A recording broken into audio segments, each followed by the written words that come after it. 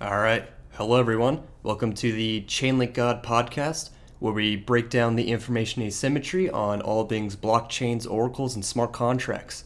So, today we're going to be discussing what is cryptoeconomic security, specifically in the context of Bitcoin proof of work and Ethereum proof of stake, kind of setting the scene for the next podcast recording where we'll be covering how cryptoeconomic security works in the Chainlink Oracle network specifically. So that may already be live. If not, that's going to be live very soon. So today I am again joined by the one and only Crypto Oracle. How you doing today? Good. Glad to be covering this topic that I know many people are quite interested in. Yeah, there's definitely a lot of nuances on this one. It's more than just decentralization. So I think we should start off with just defining what is cryptoeconomic security. So let's set the definition first because I think definitions are often the most important thing before starting any type of discussion on a topic. I feel like oftentimes people argue over each other when they don't even start from the same point of a definition. So cryptoeconomic security is essentially methods in which distributed cryptographic systems use financial incentives to form honest and performant consensus about updating the state of the network. So what does that mean in simple terms? How do we financially incentivize the blockchain or really any decentralized protocol based on cryptography to work properly? How do we get all these independent entities to come together? In a blockchain, cryptoeconomic security is how do we use cryptocurrency to financially incentivize a group of independent entities, which in this case are the miners or the validators, to work together to maintain a valid and consistently up-to-date ledger in the wake of possibly malicious actors. And that last part is really important because not only do we want financial incentives to pay people for performing work, so we're paying the miners to actually uh, participate in the consensus mechanism, but we also need financial incentives that are high enough to avoid various types of attacks. And the most obvious one is 51% attack. How do we incentivize the network to prevent one entity or maybe a cartel from controlling over half of the network? Because when there's a 51% attack and they control half of the network, they can perform various types of attacks like reorgs, which they can change the history of the ledger. You can go back in time and change it. Invalid state changes, processing invalid transactions, censorship, preventing valid from transactions from actually happening, pretty much withholding transactions. And that can, they can censor them over a long period of time or even temporarily, which has effects as well. And the other financial incentive is you need to just disincentivize users from spamming transactions with little to no value, especially when the blockchain has limited processing capacity. Only so many transactions can fit into a block. And so if users are spamming these at little to no cost, that prevents other valid transactions from happening. And this is kind of one of the key ones I think a lot of people recognize as one of the like attack vectors that blockchains solve. It's kind of under the category of reorgs, but it's the double spend problem where you use the same currency twice to pay two different people. They pay someone, revoke it, and then pay another person, which historically has been a large issue for centralized services like PayPal and these other banking institutions where they can cancel transactions and then make another payment in the process. So with the financial incentives, those are like one of the core issues like that blockchains and crypto economics that secure those blockchains try to secure. So just kind of wanted to highlight that one because it's the double spend problem was like that was unsolvable before these crypto economic networks came along. Yeah, I believe that was the root problem that Bitcoin kind of set out to solve and was kind of the foundational breakthrough that Bitcoin, solved essentially. So let's look at some categories of crypto economic incentives. And these are, kind of common in most blockchains. And we're going to split these into two categories, explicit and implicit. Explicit is how we're defining it as direct incentives, which is basically for the service that's being provided. So it's like a reward and penalty directly from the service that these miners or validators or whatever entities are providing. So the first one, which is obvious, is that users have to pay transaction fees to get their transactions processed on the network. And this avoids spam attacks. If they don't have to pay anything, they could just spam the network and you can actually create a denial of service attack on the network. Now for high-speed blockchains, this might not be as, if there's more processing capacity, it's maybe not as big of an issue, but when there's limited processing capacity, it is. The second one is that the miners and the validators get paid exclusively in an asset that's tied directly to the network. So this means that their revenue is tied to the success of the network. So they have a financial incentive to get paid for services by behaving honestly in the network. If they behave dishonestly, that revenue stream may become less. And the third one is miners or validators have to put financial resources at stake, which essentially they have to lock up assets in a form of escrow that can be taken away as a penalty, which is often called slashing, for malicious, unreliable, or any type of unwanted behavior. So it forces them to put direct skin in the game where their own capital is on the line and can actually be taken from them if they perform bad behavior. And importantly, these slashing conditions are predefined ahead of time by the network and cannot just be arbitrarily changed. So the miners or the validators, they know that they can't just skirt their obligations or manipulate the process. That they know that the penalty is going to be enforced and that really no entity can tamper with it, because it's the only way it could happen is that the whole network decides that the rules need to be changed. So that creates like a very clear enforcement mechanism for bad behavior. So the other one is implicit incentives, and CLG, you can touch on this. Right. Yeah. So with these explicit incentives, they're essentially mechanisms that are built into the protocol itself, defined as what actually makes up the network itself. While these next implicit incentives are more indirect incentives that are derived from the network and derived from the services, but aren't necessarily defined by the network itself. But they do play an incredibly crucial role. So the first one, and kind of the most prominent, is that oftentimes the participants have to take on debt in order to purchase some type of resource, some type of equipment in order to actually provide the service within the network. And when they take on debt, that debt has to be paid back, and they're able to pay back that debt by earning revenue in the network. So they don't want to jeopardize that revenue, which is denominated in this native token of the network. So in cases like blockchains like Bitcoin, if you want to participate in the production of blocks in this network, you have to have specialized mining hardware called ASICs, which are application-specific integrated circuits. And these ASICs, which are just computers with some chips and fans on it, the only thing that those computers can do is mine Bitcoin, meaning the value of those ASICs is defined as the revenue that ASIC generates over time. So you want to maintain the value of that equipment and not devalue it through malicious activity.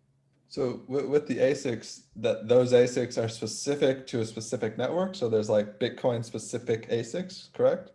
Right. Yeah. So like each network has a different like hashing algorithm. A Bitcoin ASIC's not going to be the same thing as like an Ethereum ASIC or a Litecoin ASIC. So you can only use one ASIC for one network specifically.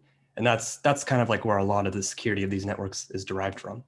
You can only use that for Bitcoin. And if you're taking debt on to buy that, you need to pay it back directly from that network.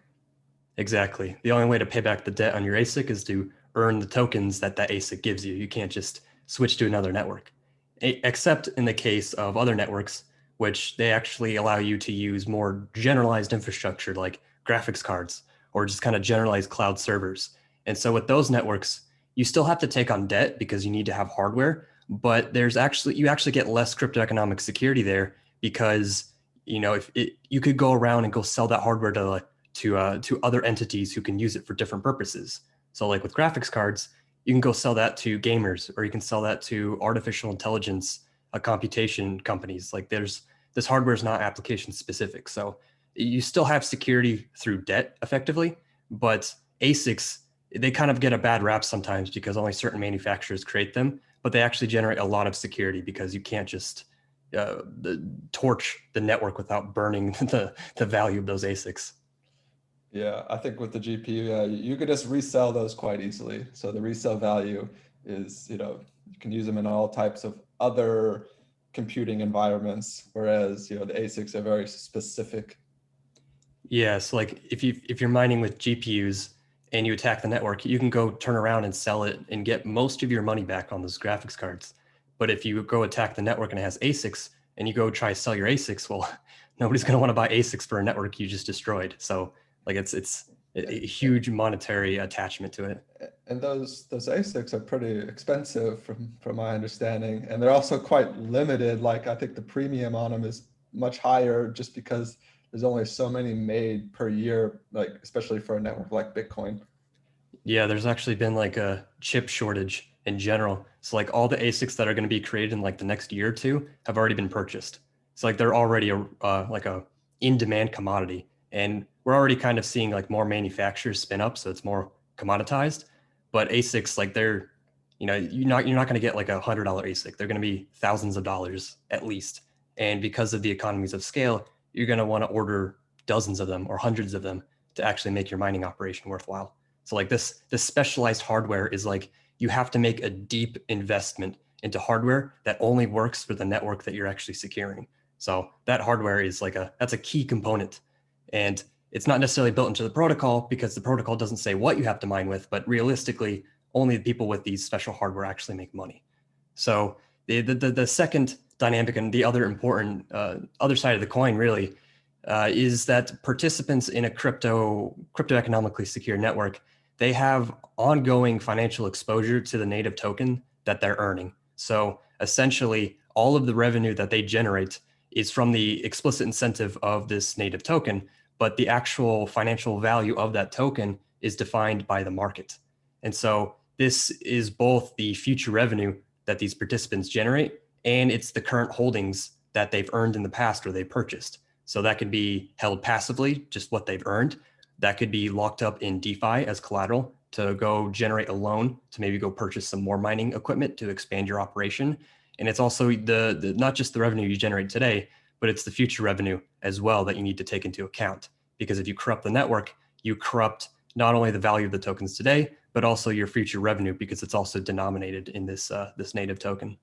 And that really kind of plays into this, if you're buying ASICs 2 years in advance, that it becomes even more important. You have even more exposure to the specific token.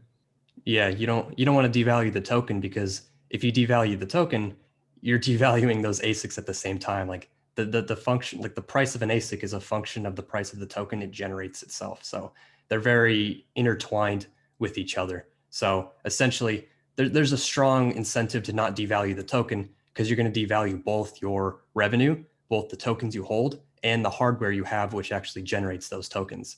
So essentially, this dynamic exists because the market value of a token is derived from the health of the network, effectively. When you think about it from like a user's perspective and they want to go own Bitcoin, they're only going to want to own Bitcoin if the Bitcoin network is actually working. If people see that the Bitcoin network keeps getting attacked all the time and that it's not reliable, people, one, aren't going to want to buy Bitcoin. And two, they're going to sell the Bitcoin that they have, which pushes down the price. So a reliable network is ultimately what you would want in addition to adoption to actually maintain or drive up the value of a native token. Yeah, particularly over the long term. I think people will be like, well, in the short term, it's, speculation. But I think over the long term, if you're, the health of the network as long as that network, is continually being adopted, is going to affect the token's price. Yeah, the people sometimes, like the more developers, they don't want to talk about price because it can get very like speculative moon boy type energy, but like the value, USD value of these tokens matter for network security. You can't have a valueless token securing your network because the cost of attack is nothing and the equipment is worth nothing, because why would you join a network, spend millions of dollars on hardware and then get nothing out of it? That it just fundamentally doesn't make any sense. So in this aspect of this token needs to be worth something in order for the network to be secure, some networks employ a design where you're required to have some type of long-term forced exposure to an asset.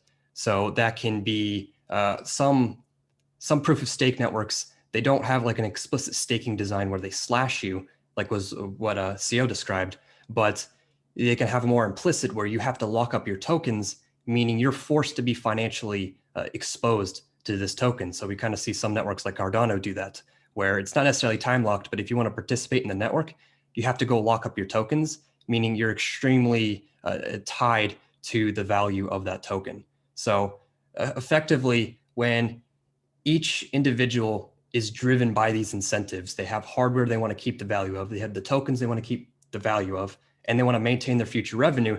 Each individual entity has a strong incentive to be honest. So if you want to corrupt the network, you can't do it alone. You need to get a majority of the network, and that dramatically increases the complexity of actually trying to pull this off. Because a lot of times network participants are completely anonymous anyways, so you don't necessarily know how to contact them.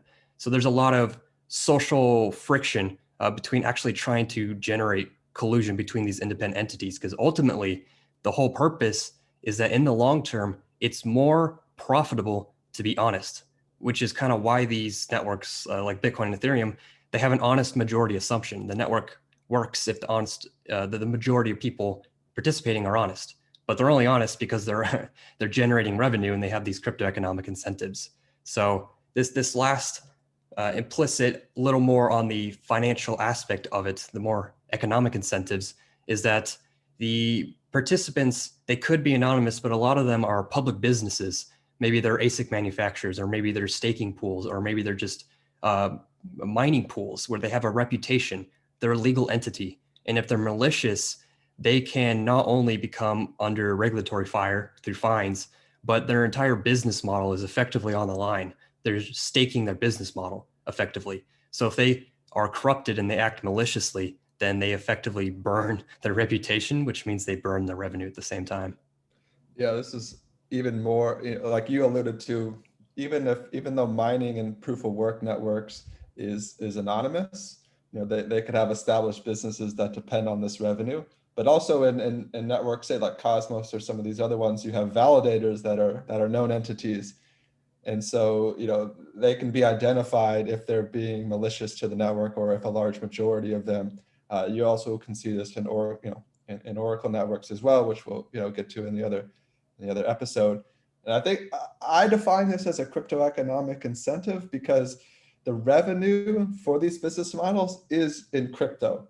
And so to take on these legal battles and to pay these fines, it's going to come right out of your revenue stream, which is crypto. So you have, I would argue, a crypto economic incentive. Now, people would say this isn't really an explicit incentive directly in the network, but I think it's still an implicit crypto economic incentive. Yeah, I think that's a fair point. It's very much implicit. You're not required to be a public legal entity, but when you look at the scape of crypto networks, there are a lot of public entities and there are a lot of companies who have been created and who have millions of dollars in revenue. That's a lot at stake as a legal entity who can be held accountable effectively. So all of these incentives, these explicit incentives that are built into the network, and these implicit incentives, which are strongly attached and are naturally arising that secure these networks, these are kind of just what secure, crypto economically secure networks in general. But if we hone in on specifically the most well-known crypto economically secure network, Bitcoin, and proof of work, I think there's kind of like a lot of nuances into how is Bitcoin actually crypto economically secured with these factors. Yeah. So this is kind of generally for proof of work, but obviously Bitcoin is the main proof of work. I mean, Ethereum proof of work right now, but we know it's moving to proof of stake in the future. So let's look at the different ways that Bitcoin provides crypto economic security. I kind of split these into a couple different categories. The first is just going to be rewards. You have to give financial rewards for honest participation in the network for miners. And the first and most obvious one is the on-chain block reward, which is the basic financial incentives for miners to perform honest consensus. The block reward is really just a subsidy that consists of a large amount of newly minted Bitcoin. So this is actually how the new supply comes into existence. And it's awarded to the miner who is the first to solve a block. And the block is really just a batch of transactions that get verified and updated into the ledger. And this creates a large payoff for providing, computing power, which is called hashing power, to the network. So by making this reward high enough and adjusting the difficulty rating, which is based on the hash power, it makes it so it's unlikely for the same person to keep winning. And so they adjust this depending on how many participants are in the network. They can incentivize a large group of people to participate in the network, thus keeping it decentralized. So when the reward has to be high enough to get enough participants. If the reward's not high enough, not a lot of people will participate, and you actually have a less decentralized network. Also, this block reward is a fixed value of Bitcoin. I believe right now it's 6.25 Bitcoins. And so actually by being honest and promoting more adoption of the network, people want to use the network, you can actually increase the amount of payout that each node gets per block. So there's a clear incentive there that miners can become more profitable if that block reward continues to go up. And kind of a key point is like you touched on the difficulty rating. As more entities join this network and as more hash power is directed towards the Bitcoin network, the difficulty of actually solving the proof of work puzzle of creating a new block keeps getting harder. So in the beginning of the Bitcoin network, it was really easy to solve this puzzle every 10 minutes when a new block is created. But as the network has very much decentralized across the world, kind of concentrated in a while for China, but since they're kind of attacking Bitcoin mining now, it's kind of distributing more. So if effectively with the difficulty rating, it continues to decentralize the network and split these cryptoeconomic incentives, not just to like a small group of people, but to anybody who's willing to participate in the Bitcoin network, because it's entirely permissionless.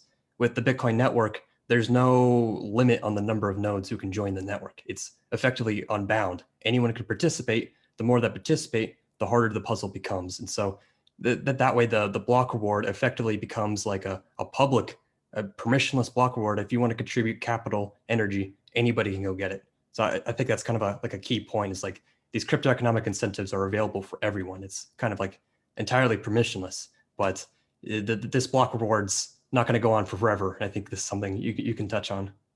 Yeah, so the block reward, like I said, is the main financial incentive right now. Same for, well, actually not as much on Ethereum, but the other part of that is transaction fees. And the miner that is the successful block producer also gets whatever transaction fees are tacked on to those transactions within that block.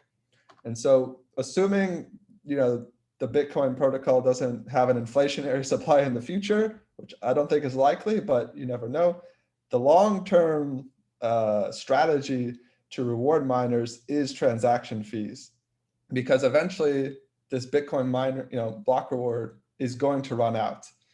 Or the block reward is not going to be worth as much money, because it gets halved every 4 years. So eventually, unless the price skyrockets a bunch, you're going to need supplementary transaction fees, and this is actually going to be something that the Bitcoin community and really all proof of work systems are going to have to consider moving forward. Is how do you keep this security budget large enough to continually have a large decentralized network securing it, especially as this block reward dissipates.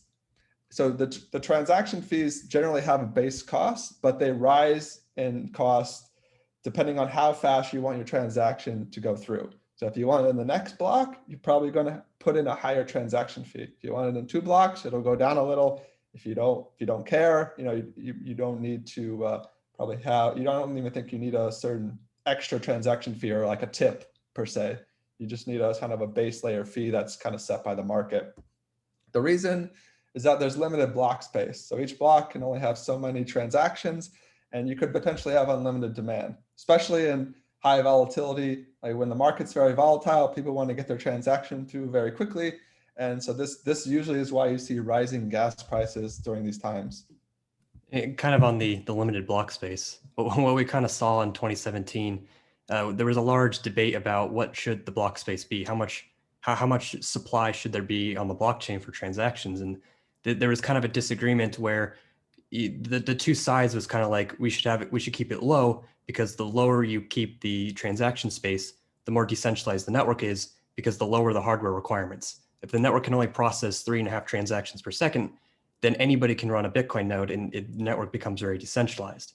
But if you have to be like a server farm because the hardware requirements are so high, because it can do like 100 transactions per second, then that can kind of potentially centralize the network. So we've kind of seen some people step into the space who don't know blockchain very well saying, well, let's just raise the block space, create more space for everybody to make their transactions. But that kind of centralizes the network. And so that's kind of why the block space is limited and why transaction fees exist and why they're at the level they're at. And it's entirely set by the market because it's supply and demand. So that's kind of why we can't just skyrocket the block space and let everybody make transactions for pennies.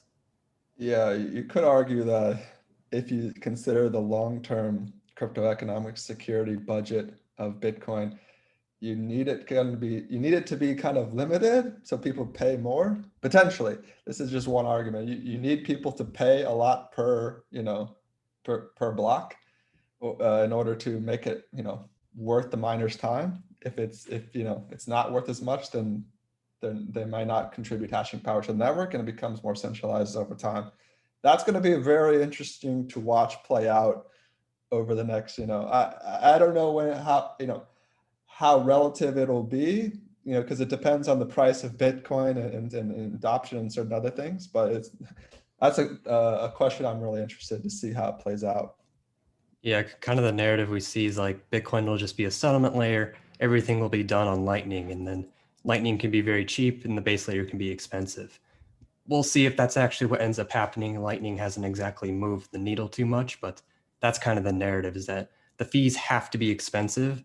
Otherwise, the network's not going to be secure. Or they break the 21 million hard cap and make it inflationary. But I agree. I don't see that happening anytime soon. That would cause I a think hard it's fork. going to depend on the Bitcoin price. The Bitcoin price has to go up for those fees to be worth enough. If Bitcoin price isn't very high, there's no way the budget is going to be large enough. So, we'll see. Just one last point is that people like say, well, the block reward is going to run out in 2140. That's like over 100 years from now. But I think people don't necessarily understand what an exponential decay chart looks like. It halves every 4 years. So in like 20 years, it's going to drop by like 90% or so. And it's going to keep doing that every 20 years after. So like this, the Bitcoin community is going to need to know what to do within the next couple decades, not in the next 100 years. Like this is unless the price continues exponentially, but is it going to go to infinity? That doesn't necessarily make any sense. And that's really. why people have proposed inflationary rewards, is that if you have a modest inflation, that basically has an unlimited block. Well, it has a block reward that continually runs, and so that can help fund the network, especially if the price is high. If you just had like a 1%, but again, that opens a can of worms, and that's kind of the whole fixed supply. That was the reason that a lot of Bitcoiners, got into Bitcoin, is this kind of fixed supply asset. So that's going to be very contentious. But at the end of the day, when you have to do certain things, tough decisions get made a lot easier. But with the transaction fees, the miners have a clear incentive to, especially if they have these specific ASICs, they have a clear incentive to perform honestly on the network. So the network gets used more and the transaction fees go up, which then creates more profit for the miners. So we talked about the rewards for Bitcoin. Let's now talk about the resource input. So this is the cost that miners have to take on in order to get these rewards. And we kind of already discussed some of these, but the first one is energy input. Miners have to provide physical energy, hashing power, to the network in order to mine a block. So in proof of work, they essentially have to use brute force, which is basically guessing random numbers until a valid hash is found. Because of this, mining is not free. Miner has to expend energy. So the miner has to earn this money back, or they're going to eat that loss.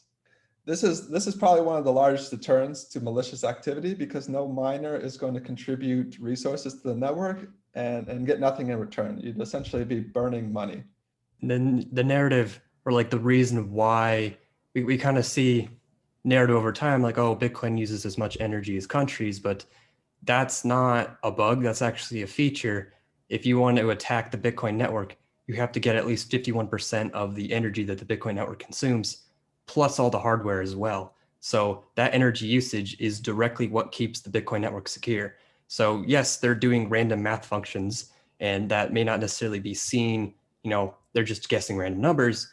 The guessing random numbers is what actually secures the network from like a thermodynamics It's really what perspective. makes a network tamper proof is that you have to yeah, you have to put a lot of capital into the network in order to successfully attack it. And this is why this really creates this like truly tamper-proof form of money that's above any government or entity. You could attack the network, but it's really expensive, and they have, as we'll get into a little bit later, there's also other complexities that you have to think about that they could just kind of diverge your attack.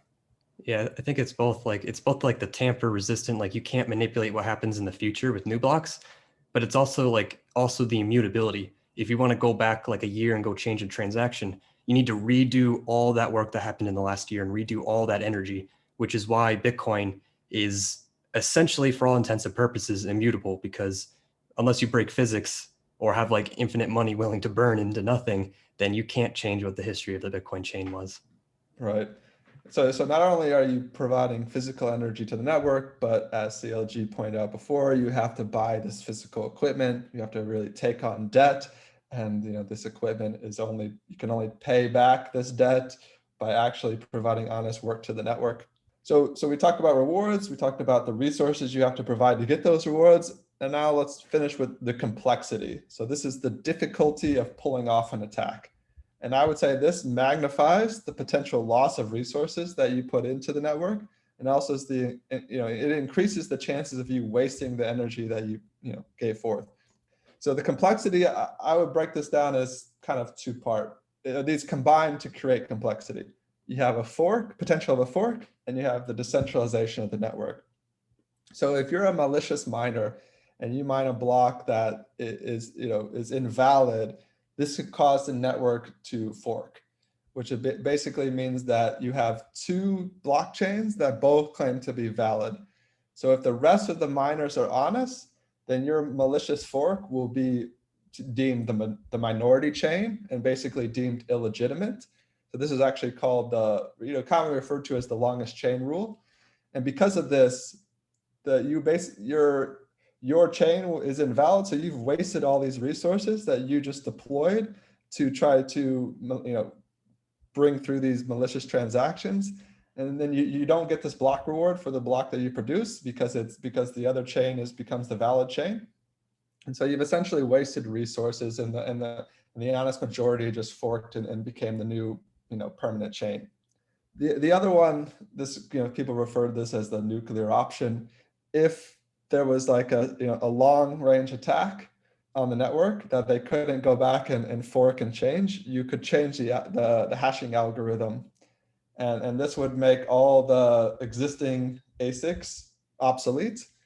And so maybe you could explain this one a little bit better, Selji, but I've heard of this, but I'm not an expert on this particular one.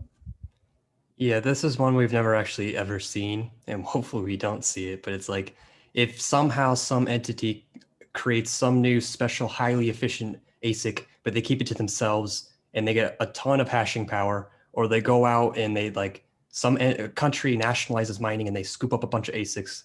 Basically, if somebody centralizes the ASIC supply and they can control the production of blocks, the community has the option to change what algorithm the network uses. And when you do that, because an ASIC only does one algorithm, like a Bitcoin ASICs can only do SHA-256, if you change the algorithm to script or to ETH hash or just something different, everyone's ASICs is worthless, which it's kind of called the nuclear option because it kills the malicious actors in the sense of like their hardware, but also all the innocent, all the regular honest miners as well. It just basically nukes the network, and you have to somehow bootstrap a new secure network. So it's probably not entirely realistic, but if there's some type of nation state attack and they had to switch to something, that is an option, and you can basically burn all the ASICs. And could you not, I mean, this would require community consensus, but could you not roll back the chain to a specific point? Like if they started attacking the network at this particular time, you could roll back to that time. And so you would actually void a lot of the work that was done by these malicious actors. Yeah, that would effectively go against Nakamoto longest chain consensus, but at the end of the day, it's all social consensus. Like if the community agrees, this block, from a couple of days ago is the new tip of the chain and everybody agrees, then social consensus makes it so. So like realistically, the network by default is secured by this longest chain rule, but if the community agrees to kind of avoid a malicious chain, even if that chain is the longest chain, if social consensus deems it so, then it's absolutely possible. Right. I think that this is why it's called the nuclear option. It's like if it was just so obvious that someone created such a large attack on the network, I mean, I think it'd be pretty obvious for people to, deploy some type of situation like that, or else everyone's fucked, kind of. So it only makes sense. Yeah, you can think of it as kind of an analogy is if you have a city and half the people in that city are a militia trying to create like a virus to kill everyone in the world, and the only option you had was to nuke the entire city and kill all the malicious people, but also the honest people at the same time. It's not an option you want to do, and you want to avoid it if all possible, but the option's always on the table effectively. So I doubt we'll ever actually see this being used, but if the community needs to, that's always an option on the table. Right. And this kind of goes to the point that like miners don't directly control the network because the community consensus or the market, it's the one that provides value to the block reward. And so, the community could opt to fork it. And the community kind of controls the protocol at the end of the day. They could choose to fork it, or if the market doesn't bring value to this block reward, well, then the mining's not really worth anything in general. So they're kind of beholden to both the community and the market, which are kind of play off each other. Yeah, generally what we see is that hash rate follows price, not the other way around. So it's whatever the community deems to be the legitimate chain, then that's where all the computing power is going to go towards. Miners are effectively service providers. They follow whatever the rules set by the community are, whatever like crypto economic rules and incentives are, and the miners follow those rules. And if they go against those rules, well, they don't control the network, the community does. And if they need to, they can change those rules if they absolutely need to. That's right. So let's maybe look at proof of stake, or what Ethereum's moving towards.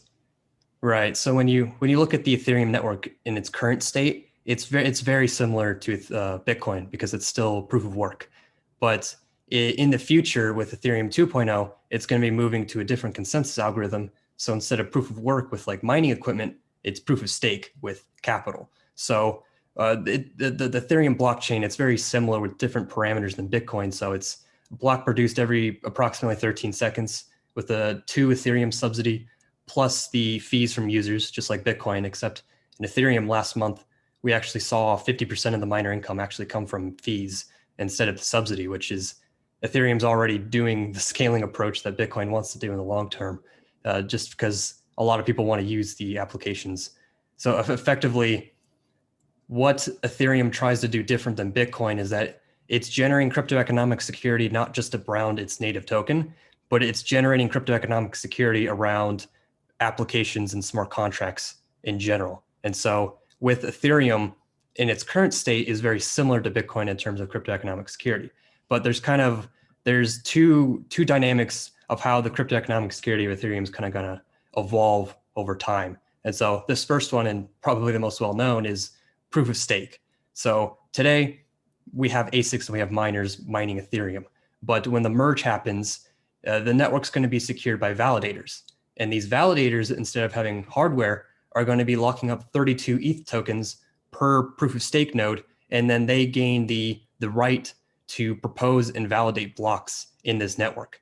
And so when you stake 32 ETH, you basically you have the ability to enter the chain and start validating blocks. And if you want to leave the chain, you kind of enter a queue. So you can't just enter the network and leave the network instantly, but you have to enter this queue process to ensure that the network continues its 2/3 consensus. Yeah, and with that queue, it's not like the nodes aren't competing to solve blocks like they do in proof of work. They're actually being rotated and through like a random function. Correct me if I'm wrong. To when they get elected, then they produce the block. There's no competition, but everyone else then checks their work afterwards. Right. So in this proof of stake, you have a proposer and they propose a block, and then you have a bunch of attestations, different validators who attest to the validity, and they're basically staking on that block. And so that's kind of how proof of stake works, because there is no proof of work lottery to choose people. It's a pseudo random function that chooses some proposer, and then they propose the block, and it's validated by everyone else. Right, and that's where the huge reduction in energy comes into play. Yeah, so instead of expending energy, which is like basically a node selection process, you're expending the opportunity cost of capital effectively. And that's how the network is secured. Instead of thermodynamics and energy, it's the opportunity cost of using your capital somewhere else or owning some other asset. So where a lot of this actual like cryptoeconomic security of staking comes from, specifically in ETH2, is that validators can have their stake slashed, taken away effectively if they're acting malicious. And the primary form of that is if you're trying to basically fork the chain, which means you sign off on two different blocks at the same height, which effectively means you're being inconsistent with how you're validating the chain. You're basically saying there's two versions of reality, which means you're trying to attack the network. And so you can effectively you would get slashed for that, and you could even get some capital taken away if you miss an attestation. You were supposed to sign off on a block and you didn't. But the primary way of being malicious is trying to fork the chain, or trying to create a block with invalid transactions, or things that can be proven cryptographically. You can prove that some validator signed two blocks at the same height because you just check the signatures. You can check if there's invalid transactions. Those are just signatures. And so effectively, when you have the way the slashing works is that the more nodes who are malicious at the same time, the greater the slash stake becomes. So if there's just one node who is malicious, it could have been on accident. And that's happened before where they tried to have some kind of backup and it didn't work correctly and they accidentally signed two blocks at the same height. So when you say more nodes being malicious, are you talking about the attestations from those other nodes basically approving of this invalid transaction that the block producer submitted? I believe it would be any kind of malicious activity. So if there's like a lot of nodes all trying to double sign blocks, or if a lot of nodes don't properly attest to some block, effectively, if there's a lot of nodes engaging in some type of malicious activity, the amount that gets slashed increases. So you're talking about like this block producer is chosen, it has an invalid block, and then the next producer also has so it's like they collude over a multi-block period, then the stake slashing goes up a lot more. It would be like if there's a producer and there's multiple attestations on different blocks that the producer created. So if a producer creates multiple blocks and then the attestators, the people who attestate, they sign multiple of those versions on the same block height, then the more people who try to do that, trying to like fork whatever the proposal created, then that effectively, the more people who are malicious, the greater their stake gets slashed. So that could take on both a multi-block and a multiple nodes attesting to each one of those blocks. So it's like a multi-block attack and a multi-node attack per block. Right. Yeah. There's different ways that you could try and attack the network, and kind of the whole design around this is that you want to incentivize decentralization. If everybody is running their node on like AWS and AWS goes down and they miss their attestations, then a lot of people are going to be slashed, and you're going to be slashed greater rather than if you were just running your own node on your own hardware and your own hardware went down. Your node was probably the only one that went down, meaning you're not going to get slashed very much, which is kind of what incentivizes decentralization. And while staking pools are convenient, if that staking pool goes down or it accidentally signs two blocks, then you're going to lose more than if you made the same mistake on your own node, because more often than not, it's only going to be you making that mistake instead of a lot of entities. So kind of the whole purpose is that you want to make a coordinated attack very expensive. A single node being malicious doesn't mean very much. You're not going to corrupt the network with that. But if you're nearing 50% or 2/3, then it's very likely that you were trying to attack the network. So you should have like your entire stake slashed. Just want to say that's a really ingenious, it's amazing some of these designs that people come up with in this space, like all the game theory and all the stuff that goes into creating these types of designs is is very intellectually interesting. Yeah, I mean that's people talk about like ETH2 being vaporware, but it's like it's not like they weren't doing anything. Like they're creating the most secure proof of stake system, and a lot of game theory and a lot of cryptography as well, like BLS signatures, signature aggregation. That's the only reason like ETH2 can actually work at scale is if you can aggregate signatures. It's a lot of work went into this network, and so ETH2, the proof of stake beacon chain, is actually already live.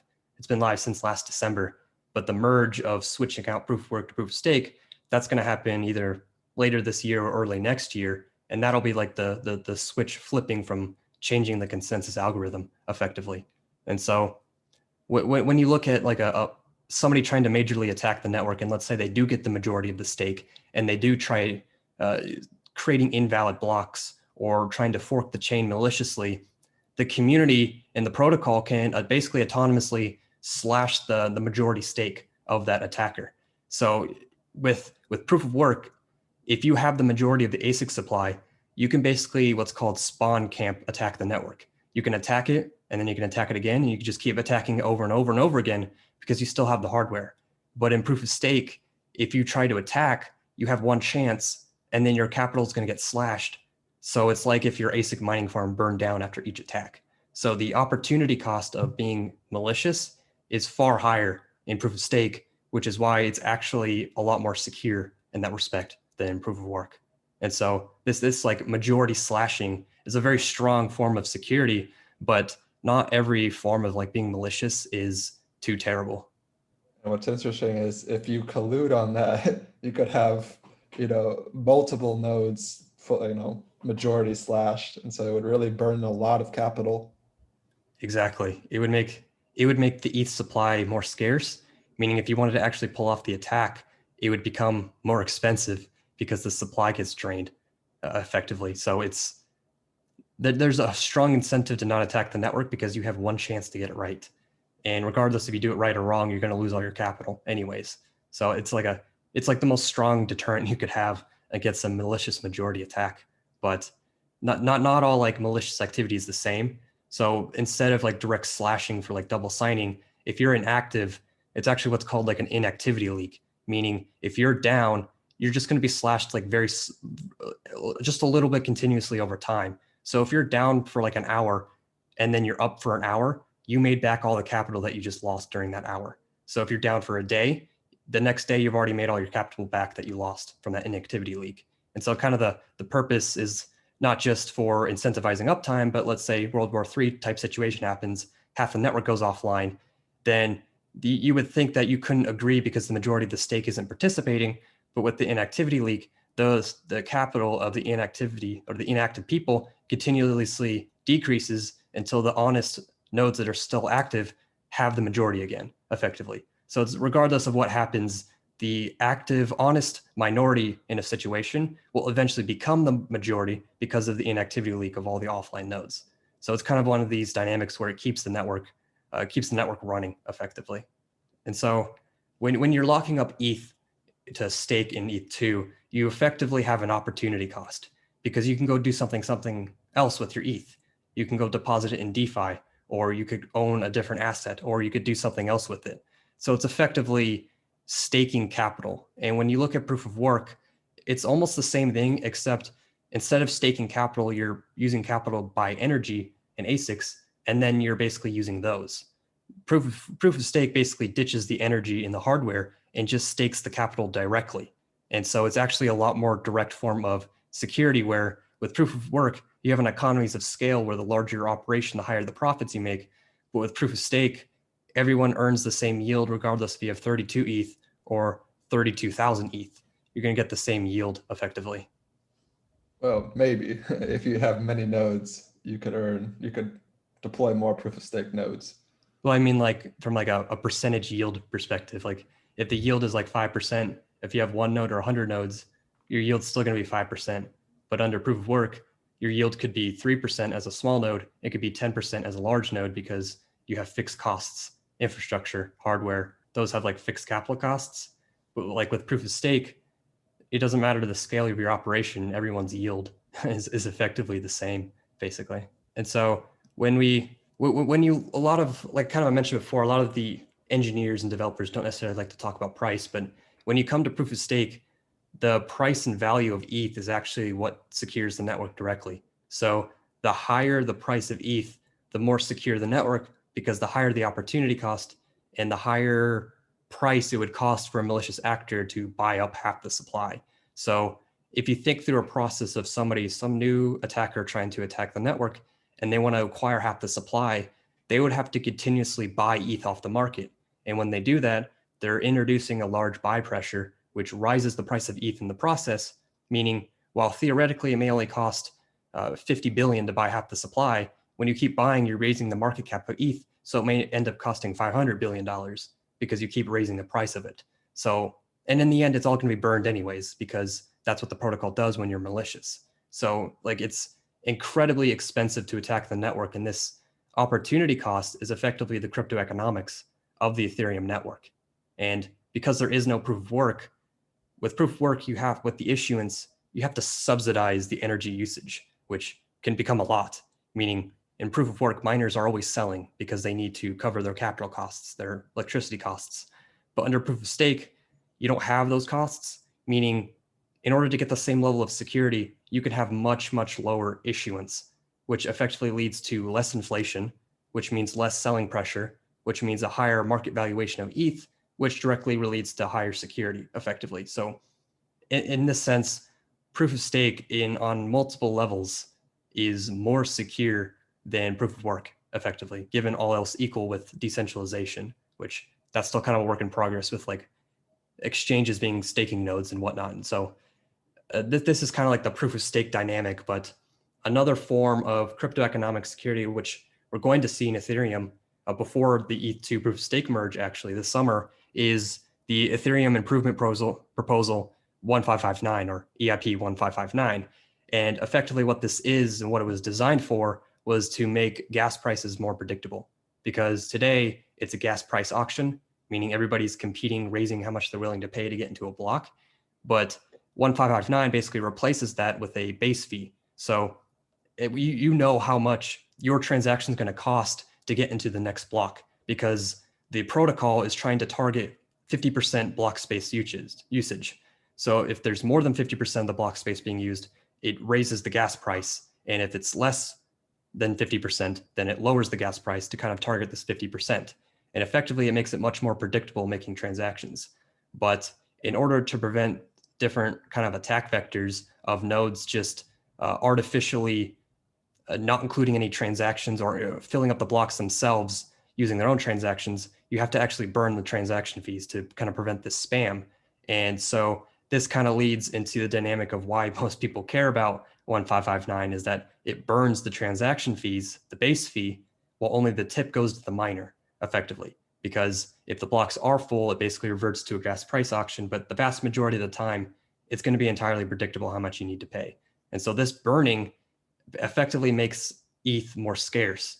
And when you combine that with proof of stake, which lowers issuance, that effectively makes the supply deflationary, meaning instead of Bitcoin where there's a hard cap, on Ethereum, it would be a decreasing circulating supply over time while still maintaining a security budget, which is kind of where the meme ultrasound money effectively came from, because the low issuance of proof of stake plus the transaction fee burning means over time, everyone's holdings of ETH will increase in percentage of the supply.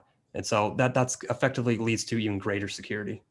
So, well, without the base fee, I'm guessing the assumption is that the tips are high enough always to, well, I guess you have the subsidy. So the subsidy pays the node, and then anything extra is comes from the tips.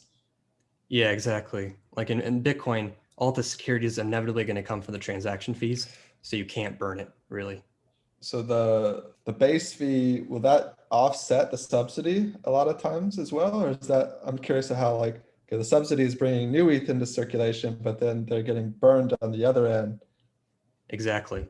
It's kind of, it depends on how much demand there is for block space. People were doing projections a little while ago when gas prices were like 200 Gwei that if there was EIP 1559 plus proof of stake like last month, there would be 4 times as much ETH being burned as being issued. Basically, the supply would be decreasing over time. Would be curious to see though how that works in ETH 2.0 though, when it's, when it's less, there might not be as much competition per space. I'm not 100% on all that modeling, but Yeah, curious how that would be effective with ETH 2.0. with ETH or with like a proof of stake doesn't actually increase the transaction throughput at all. It only replaces like the consensus mechanism. So all else equal, it would have the same burning effect essentially. What ETH2 will really provide is like these data shards where the shards can't do transactions, but they can hold data. And at the same time, layer two rollups need data. They need to store their data on chain because that's kind of what makes them scalable. They store data on chain, but they do the computation off chain. And so these rollups are going to continuously consume the main Ethereum block space, paying ETH2 network for those block space, and they'll be burning ETH to do that. Do you think though they'll be doing less transactions on the main chain though? Like if they're doing more roll-up type transactions, you're only having batch transactions. So would I know that's probably costs more block space to do though, because it's more computationally intensive to verify those rollups? It would be, there's kind of a narrative where like, oh, if you have rollups, then the demand's going to decrease for layer one. But I think the demand for layer one block space is actually going to increase, kind of induce demand. Once you have these rollups and you have a lot of space, you can support a lot more users. And once you have hundreds of these different rollups, the per user costs may only be a couple of dollars per transaction, but the main layer transactions may be thousands of dollars per transaction. But because it's distributed across so many users, the users aren't paying very much individually. So I think demand's going to increase. So yeah, so basically the amount of transactions, the volume of transactions is going to increase in layer two. And so then, but then the roll-up verification on L1, you'll have more continuous verifications, and the per transaction cost for each verification is higher. Yeah, than an individual transaction. Right. Like eventually the only people making transactions on the layer one will be posting rollup blocks, verifying those blocks with like fraud proofs and whatnot, and then like whale transactions of like Coinbase moving their funds somewhere. And probably like governance stuff as well. I think even governance would happen on layer two. Like even like token contract deployments, like deploying a contract on layer one is inevitably going to become insanely expensive, but everything's going to end up happening on layer two, basically. Well, like what about like disputes and things like that? It's kind of like governance to some degree. Like you have dispute resolution things. If you have dispute resolution of the rollup itself, then that would be done on the L1. But if you have like an application specific dispute of like an application, that could be done on like the rollup itself as well. And so this kind of EIP plus proof of stake plus sharding plus rollups is like the long-term approach to cryptoeconomic security of increasing the demand for block space through like DeFi, and then lowering issuance through proof of stake, and then lowering issuance effectively even further with transaction fee burning effectively means that Ethereum will have a predictable security budget of this new issuance, but it'll be net deflationary because of this transaction fee burning. So it's ultimately, when you compare it against Bitcoin, where it's effectively hard capped, except that it's inflationary until 2140. And then you have Ethereum, where its monetary policy is more malleable compared to Bitcoin. But when you're just looking at how it's achieving security, it's more predictable, plus the issuance is lower, plus it has a lot more utility through smart contracts. So I think there's a place for both Bitcoin and Ethereum. But when you're looking at what's actually going to end up becoming the settlement layer that accrues the most value, we already see Ethereum settling more value like today. And I feel like that's only going to continue. I like Bitcoin and Ethereum. I have more confidence in the security, the long-term security budget of Ethereum through these things that they're implementing. I really want to know how Bitcoin is going to solve this over the long term when the block reward is, reduced to hardly anything. Yeah, with Bitcoin, the main thing is that the supply issuance is predictable. You know how much Bitcoin is going to exist in a year. But the flip of that coin is that with Ethereum, you know what the network security budget is going to be. You know how much security you're going to get because it's based on subsidies. It's not based on transaction fees, which are volatile and unpredictable. So it's kind of, each has their own trade-off of what you want to prefer. If you just want sound money, then you probably want to take the Bitcoin route and just hope that some solution happens to not need a inflationary supply in the long term. And if you want like more security guarantees of holding your assets using applications, then Ethereum is kind of that route. And realistically, when you have things like Ren and these other like cross-chain solutions like the bridge, you can bring your Bitcoin onto Ethereum and effectively get essentially the best of both worlds, a hard capped asset on a secure blockchain network with lots of applications. But the problem is that the Bitcoin network doesn't accrue the transaction fees that happen with that Bitcoin. And so there's a problem with the security budget when you start moving Bitcoin onto these other blockchains and using it natively on that blockchain exclusively. Yeah, I think ultimately, I don't know. I don't think Bitcoiners would ever like this, but if Bitcoin could just be a token on Ethereum, like if it doesn't need its own security policy or like its own budget, it can just be a hard cap token on Ethereum, and it can retain that sound money, hard capped, same distributed supply, but not need to worry about its own security budget because Ethereum will do that on its behalf. So that could be an avenue, but I really don't see that happening with the Bitcoin max secure. I don't see it happening. I don't see that happening either, but the security budget is, as much as I'm all for sound money, you know, that was the reason I originally got interested in Bitcoin. But if you don't have a security budget, you know, it's not going to be sound no matter how fixed your supply is. Yeah, some try to argue that it's not a problem because they'll pull on the data in the past of Bitcoin, but Bitcoin's only existed for 10 years. There's really not that much data to go off of. And 90% of the security of the network comes from the subsidy. So it really remains to see if transaction fees will be enough. And as Ethereum siphons more fees from Bitcoin, then I think it's going to be really questionable of like what's going to be the most secure blockchain. Do you want security or do you want this quote unquote immaculate distribution, fair mining effectively? So I think you get the best of both worlds, but it kind of comes down to what narrative you prefer. I will say at least they have these things like, you know, you can fork the network, you could, you know, change, so you can change the hashing algorithm. So if the community does have ways to, you know, thwart bad, you know, malicious attacks. So it's not just, there are ways to do it. And I think when push comes to shove, you know, they will implement these things if they have to, because they all have major financial incentives to see Bitcoin succeed. So there are ways, but, you know, it's going to be interesting. Yeah, it'll be interesting if the hard cap is broken. I would love to see what the narrative becomes then, if it's no longer sound money and hard cap supply.